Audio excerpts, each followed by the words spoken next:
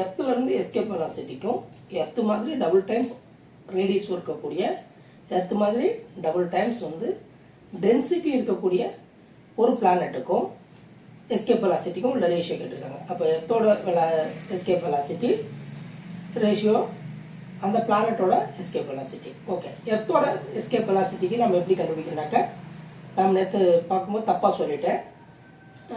சென்ட்ரிபியல் ஃபோர்ஸை வந்து acceleration due to gravity ஃபோர்ஸை வந்து ஈக்குவேட் பண்ணியிருந்தேன். அப்படி பண்ணக்கூடாது. அப்போ kinetic energy of MV square தெரியும், பொட்டன்ஷியல் எனர்ஜி எம்ஜிஹெச் தெரியும். இந்த எம்ஜிஹெச்சுக்கு பதிலாக நம்ம ஆர் போடுறோம்னு வச்சுக்கோங்க. ஒரு ஆப்ஜெக்ட் வந்து எர்த்தோட ஜஸ்ட் சர்ஃபேஸ் மேலே இருக்குன்னா அப்போ அச்சு வந்து ஆர் ஆகிடும். அப்போ அந்த வகையில் பார்க்கும்போது V square equal to 2gr இருக்கும். எம்மும் கேன்சல் ஆகிருக்கும். வி வந்து ரூட் ஆஃப் 2gr இருக்கும். ஓகேங்களா, இதுதான் வி எஸ்கேப். இப்போ ஆக்சலரேஷன் டியூ டு கிராவிட்டி எந்த பிளானட்டோ அந்த பிளானட் போடணும். ரேடியஸ் ஆஃப் த பிளானட் போட்டோம்னா நமக்கு எஸ்கேப் வெலாசிட்டி கிடைக்கும்.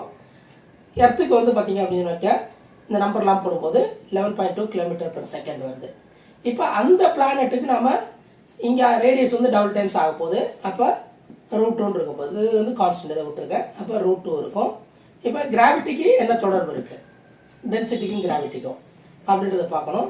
அப்போ அது பார்த்தீங்கன்னாக்கா mg = gmm/r². இது வந்து உங்களுக்கு attractive force due to mass, இது attractive force due to acceleration gravity. ரெண்டு ஃபோர்ஸையும் ஈக்குவேட் பண்ணோம்னா நமக்கு g = gm/r² வரும். எம்ஓ கட் ஆகிருக்கும். ஸ்மால் எம் ஆப்ஜெக்டோட வெயிட், இது பிளானட்டோட வெயிட். இது மாஸ். அப்போ எர்த்தாக இருக்கலாம், அது மாஸ் ஆஃப் பர்டிகுலர் பிளானட்டாக இருக்கலாம். இப்போ மேலேயும் கீழேயும் ஆரால் மல்டிப்ளை பண்ணுறோன்னு வச்சுக்கோங்க. அப்போ gm/r / r³ இருக்கும். r³ is nothing but volume. ஓகேங்களா, டைரக்ட்லி ப்ரொபோர்ஷனல் டு வால்யூம். அப்போ g டைரக்ட்லி ப்ரொபோர்ஷனல் டு இங்கே மாஸ் பை வால்யூம்னு இருக்கு, அது நத்திங் பட் டென்சிட்டி. அப்போ இது கான்ஸ்டன்ட், இதை விட்டுருக்கேன். அப்போ டென்சிட்டி இன்ட்டு ரேடியஸ் இருக்கும். அப்போ g directly proportional to density into radius. எந்த பிளானட்டுக்கோ அந்த பிளானட்டுக்கு. அப்போ வி எஸ்கேப் எப்படி பார்த்தீங்கன்னா இந்த ஜியை நம்ம இங்கே போய் போட போகிறோம். ரோ இன்ட்டு ஆர்னு போடுறோம். அப்போ √2 விட்டுருங்க. 2 இஸ் ஏ கான்ஸ்டன்ட் விட்டுலாம். அப்போ ஆர் ஏற்கனவே இருக்குது. அப்புறம் வந்து ஜிக்கு பதிலாக ரோ இன்ட்டு ஆர் போடுறோம். அப்போ ஆர் இன்ட்டு வந்து r². r² வெளியில் ஆர் எடுத்துடலாம். இன்ட்டு √ρ இருக்கும்.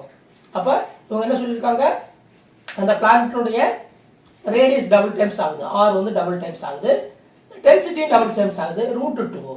அப்போ 1:2 √2 இஸ் தி ஆன்சர்.